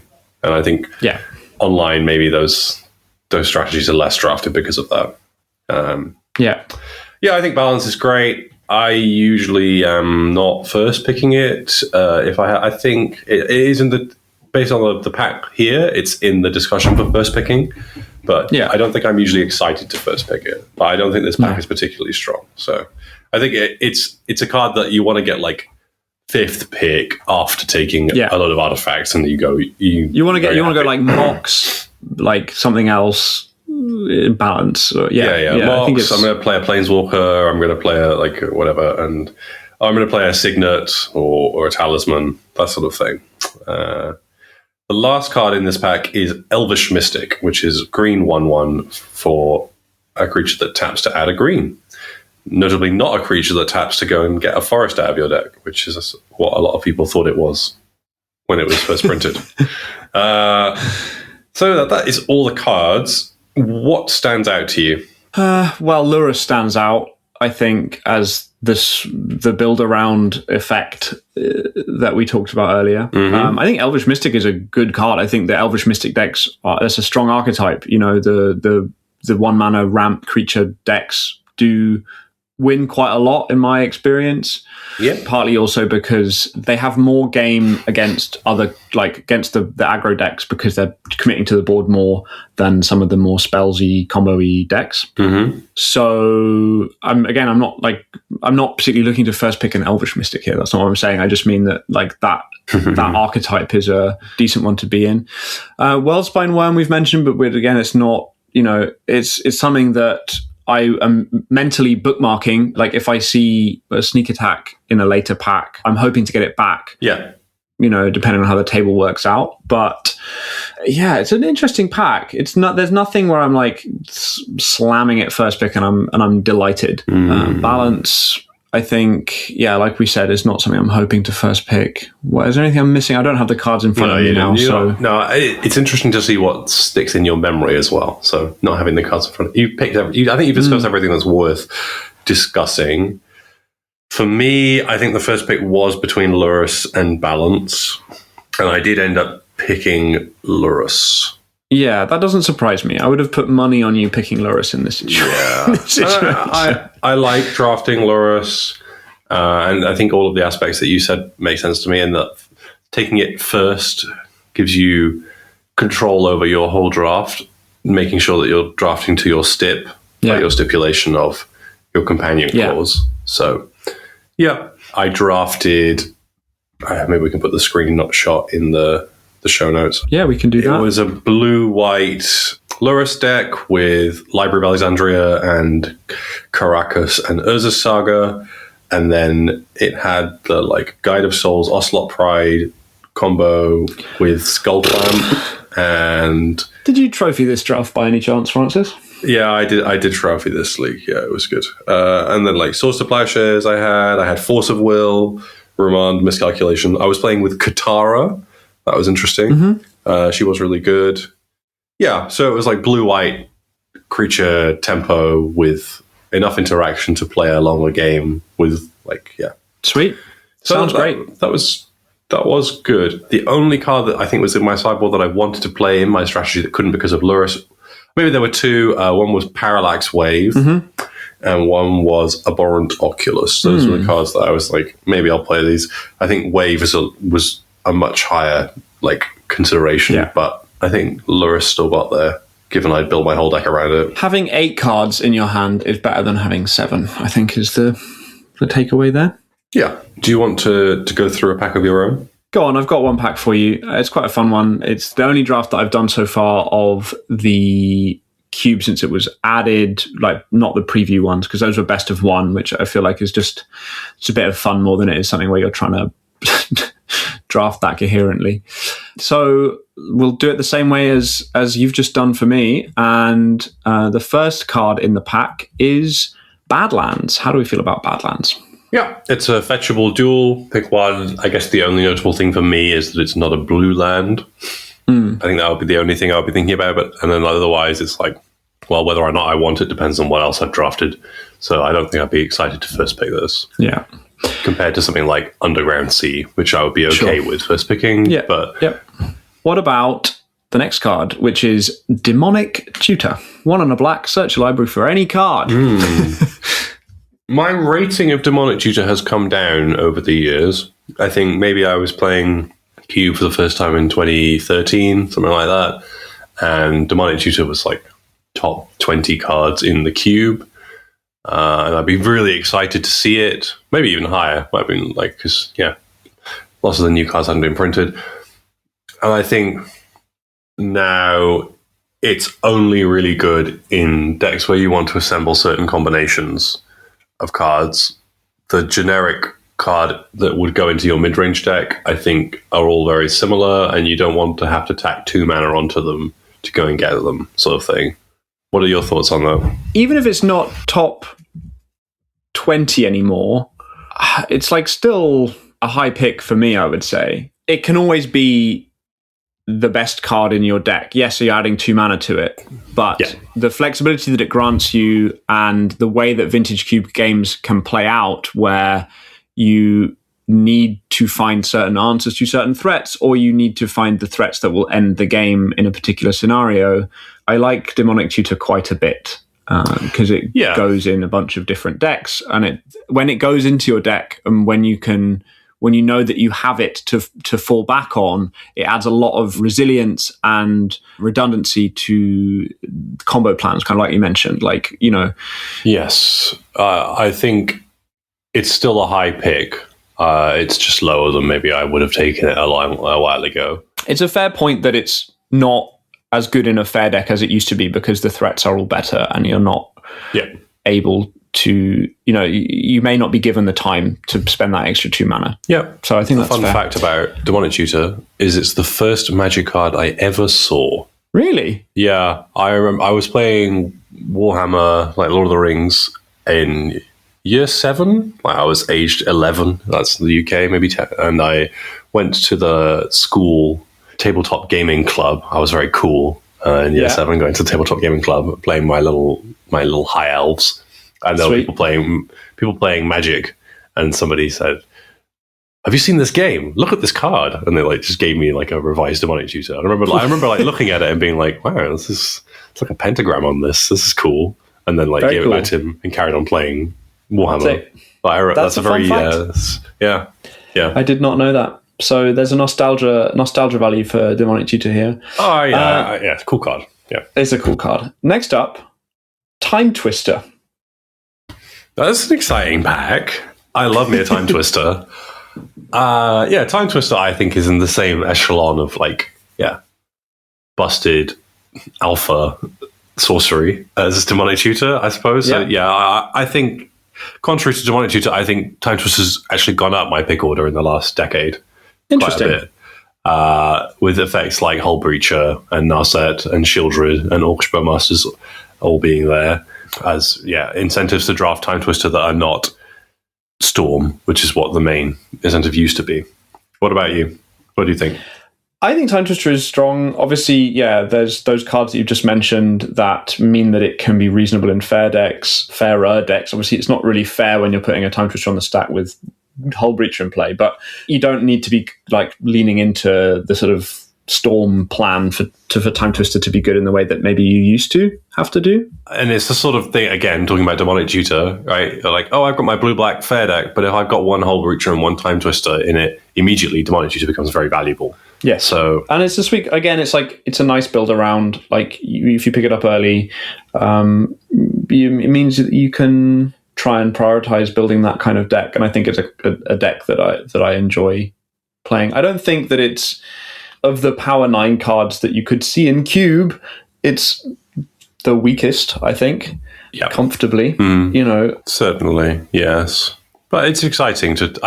I have first picked Time Twister many times, and I have often been happy with that. So, it's good a card. Totally good place to be. Next up, Urza, Lord High Artificer. This pack is a lot better than the one that I opened. I have taken her as a first pick many times. It's a wonderful payoff for playing with artifacts, and it's a payoff that explodes your mana generation and is also a way to use the mana. So, brilliant card. Super strong, plays nicely with artifacts, something I really enjoyed doing. It is 4 mana and it doesn't win you the game on the spot. So, you just need to bear that in mind. But sure. It's not necessarily going to be great if you're 2 behind. So no, but it's 4 mana that you often get a rebate, right? Because you get the construct, which that's for mana, so it's 3 mana, exactly. And then if you have a portable hole or whatever, then no, for sure. I love Urza. It's a sweet card. There are packs where I'm pretty happily first picking Urza, Lord High Artificer, as a build around start to a draft. Yeah, it's definitely in contention here. So next up, Titania, Protector of Argoth. 5/3 creature for 5 mana, 3 green. When Titania enters, return target land card from your graveyard to the battlefield, and whenever a land you control is put into a graveyard from the battlefield, create a 5/3 green elemental creature token. What do you think of Titania? Yeah, I think Titania plays a role in Vintage Cube. She obviously synergizes with other cards that are high picks, like Fetchlands, Strip Mine, Wasteland to a lesser extent in terms of high pick, but yeah, still a good card. I guess I don't know if Zoran Orb's still in the cube. I think it might be. That also works well with Titania. And then she's the sort of thing that, again, earlier I was talking briefly about survival of the fittest. She's the sort of thing where you could survive off of Titania and, like, you would get some amount of value or push off that. I think she's strong. She's a payoff in that deck if you have these sorts of cards, but I don't think I'm first picking her. It's just it's one of the last puzzle pieces you want, sort of thing, to make it all work. What about another green card? An even more expensive green card, Vaultborn Tyrant. 5 green for a dinosaur creature with trample. Whenever this creature enters, or another creature you control with power 4 or greater enters, you gain 3 life and draw a card. And when it dies, if it's not a token, create a token that's a copy of it that's an artifact in addition to its other types.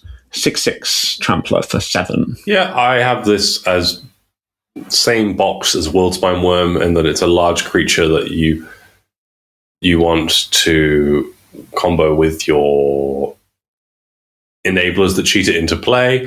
Notably, this also works with reanimate effects, so I would say it's a slightly higher pick in the blind than Worldspine Worm.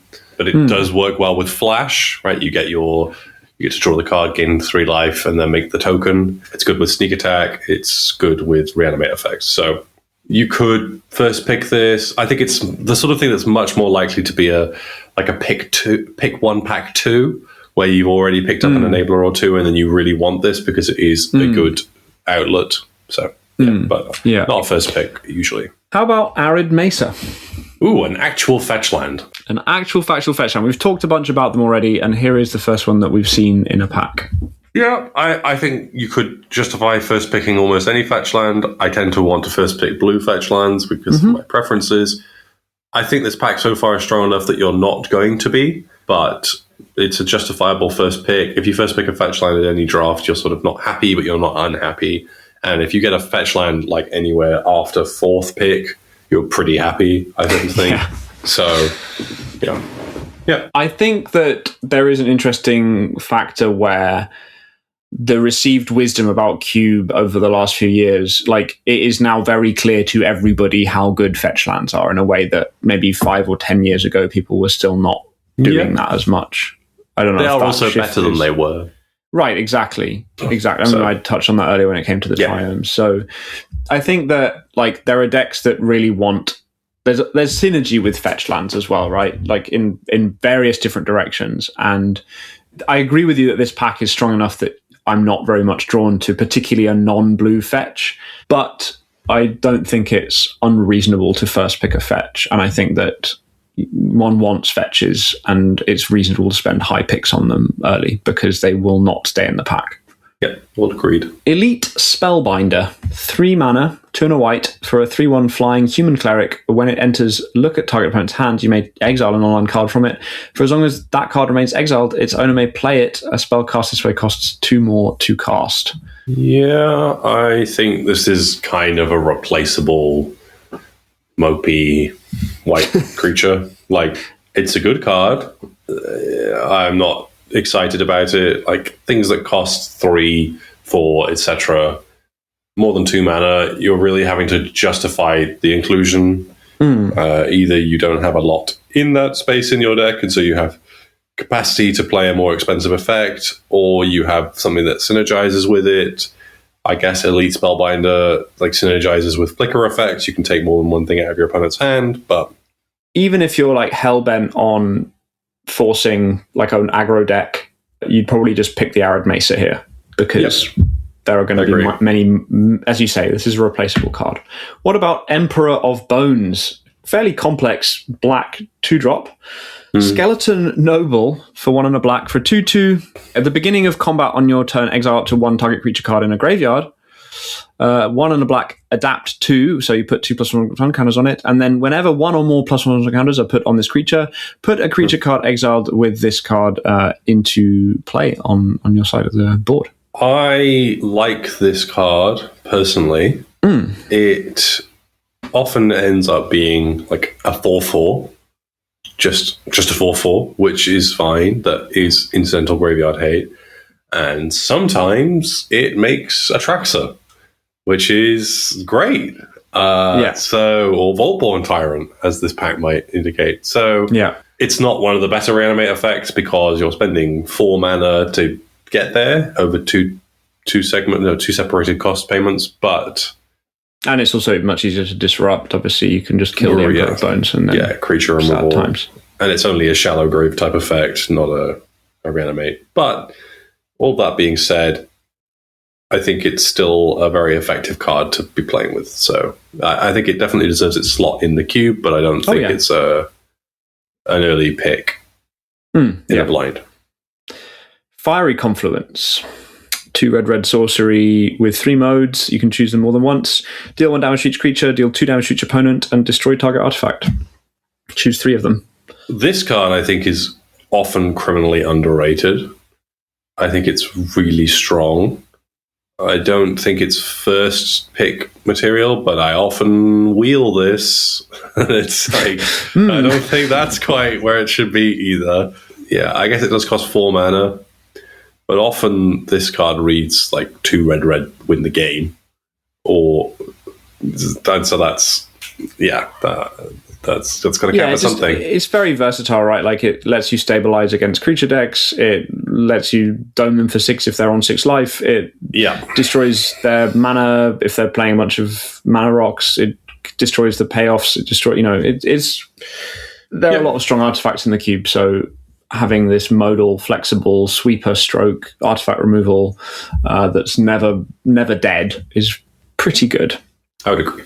Yeah, great card, but not same echelon as some of the other cards. Yeah, sure. Lion Sash, speaking of incidental graveyard hate, 1 and a white for an artifact creature equipment cat. You pay white mana, exile target cards from a graveyard. If it was a permanent, put a +1 counter, and it can also reconfigure into an equipment. So if you pay 2 mana, it becomes an equipment attached to a creature. I like this card. Again, a role player. Yeah. It's similar to Emperor of Bones in that it's a creature that has incidental graveyard hate on it, but instead of it being a reanimation, like threat in itself, it's something you can get with Stoneforge Mystic. It's kind of like a Scavenging Ooze. It can grow quite big. Both of these cards have a lot of nice texture to them, I think, in game. And they create different sorts of feelings when you're playing with them as to how the game state plays out. So, yeah, I like them, but not a consideration here for first pick again. Yeah. Relic of Sauron, 4 mana for a mana rock that lets you draw 2 cards and discard a card with an activated ability. It adds 2 mana, but it does cost 4 mana to start with. How do we feel about Relic of Sauron? It's real good with Mishra's Workshop. Is my first inclination. And often you can get Mishra's Workshop later than I would deem reasonable. I don't know if it's particularly exciting elsewhere, but in the dedicated artifact deck, which maybe wants to go a little longer, this is a great card. But again, not first pick worthy by any stretch. Really. No. Smuggler's Copter, 2 mana for the artifact vehicle that was banned in Standard. 3/3 flyer. Whenever it attacks or blocks, you may draw a card. If you do, discard a card. Crew 1. Looter Scooter. Also, recently, well, not recently anymore, but was unbanned in Pioneer. Because it was banned in Pioneer for a while. And I know, Jasper, you've played with this in Legacy Painter a good bit. I have. I have played my fair share of Smuggler's Copters over the years. In Shortcake, it was something that we started doing after Top got banned. And it was a lot of fun to play with. It attacks for 3 and it loots. It's like, Flying Delver. Crew it with your Imperial Recruiter. Happy days. I think this is one of the best aggressive cards you can pick at this point in a draft. If I were going to be going in and wanting to draft aggro, I might take this over Arid Mesa. I mean, unless you definitely are going to draft Boros, I think this is perhaps a higher pick. I think you could justify picking Smuggler's Copters first. It's always excellent. Strong card. But really for the aggressive decks. And I think that both of our proclivities probably tend away from that. But if you're in like the Magic Online Championship Series and you're like, I think my best chance of winning this draft is to draft Smuggler's Copter aggro, then I think it's a very reasonable reasonable lane to choose. Mm-hmm. Yeah. Temple Garden, Shockland, green-white. What do we think? Yeah, I mean, similar to Badlands in that it's a fetchable dual land. And a it's not tiny blue. amount worse than the original cycle. Like the 2 life matters, but not really. It's not blue, which matters a lot more. Not much else to say. Not taking that here. No. Last card, another favourite of yours, I think. Lorien Revealed. 3 blue, Ooh. sorcery, draw 3 cards, island cycling 1. Yeah, this is in the same space, the identical same space as Sink into Stupor and Otawara for me, where you're just smoothing the edges of your mana and spell count to increase consistency. So yeah, I think this is a very strong effect. I would play it in almost every blue deck. I'm not going to first pick it. Between Sink, Otawara, and Lorien, let's say they were all in the same pack, which would you pick in the absence of any other factors? Well, I'm assuming this is going to be like pick 6 or something. Sure. I guess. And then at that point, you're looking at what you already have in your deck, and you're saying, how much card advantage do I have? Do I need? Do I have dual lands that I can fetch with my Lorien Revealed? Like, is my Lorien Revealed actually a blue-white land? Or I think that's what meaningfully moves the needle on, like, and even in the blind, I think I'm picking Lorien Revealed over the other 2 more often than not, because of its fixing ability, right? Like, in those multicolor piles, you can cycle your Lorien Revealed and get, one of your triomes or whatever, and suddenly you've done quite a lot of work towards fixing your mana.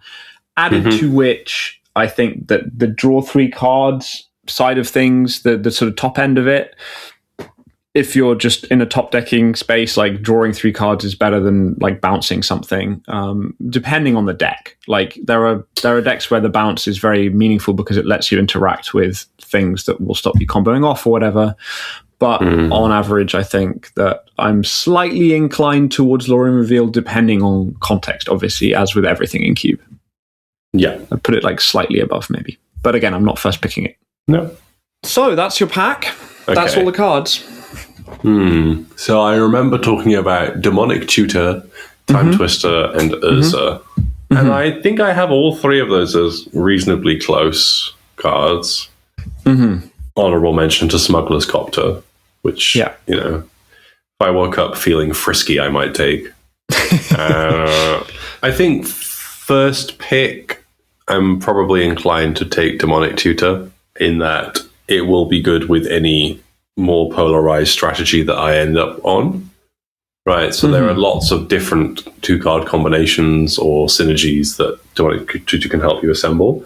So it will work well with any of those that you may come across. So you can put it in the decks that are open, that support that sort of polarized deck building. Whereas Time Twister is really only good in decks with the draw 7 Punisher, like Narset, Hullbreacher, blah, or ones where you have a lot of fast mana, and the fast mana is like what you're hoping to pick first. So you haven't got that, so it's less likely you're going to get that later as well. Urza somewhat pushes you into artifacts specifically, and it is very good. And I would be considering, actually, if I passed Urza, my person to my left might want to draft artifacts, and I like drafting artifacts, so maybe that would make me want to take Urza more.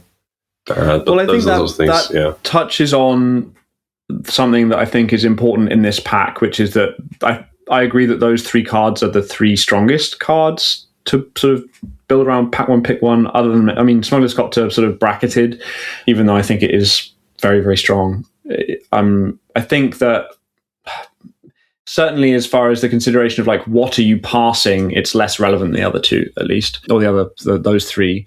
And I think that one factor in this pack is that if you pick one of Time Twister or Urza, you are putting people to your left will almost certainly pick those cards. And blue anyway is a very popular color in the cube in general. I think it's one of the deepest colors, and it has one of the, it has just the effects where people are compelled to, when you're signing up for a Vintage Cube experience, I guess people sometimes towards that blue thing. So I think that factors into this pick a bit as well. I mean, all three defensible, and so you think you'd pick Demonic Tutor? What do you think I first picked in this draft? I think you also picked Demonic Tutor. That is correct. I did also pick Demonic Tutor. I will say your point about putting people into colors is interesting. I think it's not so bad to put the person to your left into the color that you want to be in. No, I'm not saying it's like the only thing moving the needle. I think it is a factor in this.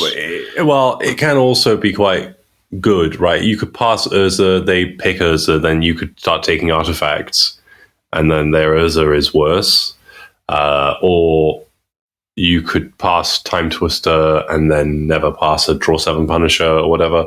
But these things don't really matter as much in a league draft. Yeah, they matter way more in pod drafts, and I do prefer pod drafts in principle, but it's way more convenient on Magic Online. Convenience is king. It is 2025. Yeah, okay. So that was interesting. You're correct. I drafted Demonic Tutor, and then I drafted a very interesting pile of other cards. Okay. I drafted Sneak Attack in this draft, and I had Emrakul, and I also had Through the Breach. And so DT was obviously excellent, quite good in that context, because it just always lets you find whichever bit you don't have. I also had Spell Seeker. I could Spell Seeker. I don't know. It was like there was just a little bit of a tutor package.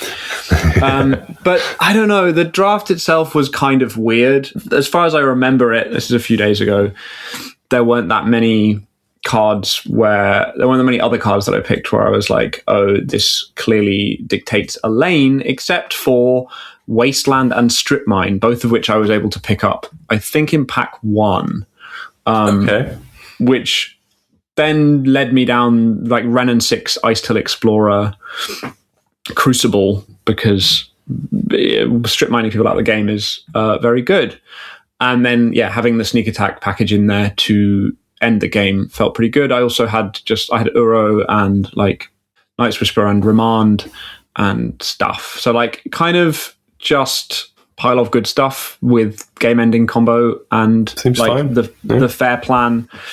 Like Ice Till Explorer and Strip Mine is extremely rude. So that won more than one game. To the point where there was a match where I Demonic Tutored for Ice Till Explorer because I had Strip Mine in my graveyard. And my opponent scooped to Ice Till Explorer on the stack. So it's good. And I did trophy this draft as well. All's well that ends well. Look at us go. Fun Demonic Tutor first pick. But I think, there are worlds, there are like moods where I take Twister or I take Urza for sure. And that's what's great about Cube. I think that it lets you do all sorts of different things. And there were so many different layers in what we were talking about there. That, it really shows off that Cube experience. Yeah, so love to hear anybody's thoughts on those picks or on Cube in general. If you're not really that big into Cube, definitely recommend giving it a try. It can feel a bit overwhelming, but I think the power level now is so high that you can build cohesive decks in Cube by reading the cards. So like there's a lot going on, but it's a lot of fun. Yep. I think that about wraps it up. Brings us to the end of episode 2 of Eternal Horizons. Thank you very much for listening, and to everybody that listened to episode 1 and gave us lovely feedback. Please do follow us on Spotify or YouTube or wherever else you get your podcasts. And please leave a comment or a rating or anything else if you're so inclined. We'd love to hear from you. Any other closing thoughts, Francis? I hope you've all had a wonderful Christmas. And of course, a happy New Year. We're on Christmas Eve. This will come out after Christmas Eve. So wishing you a very, very happy New Year. Thanks, Francis. Thanks, Jasper. Bye. Bye.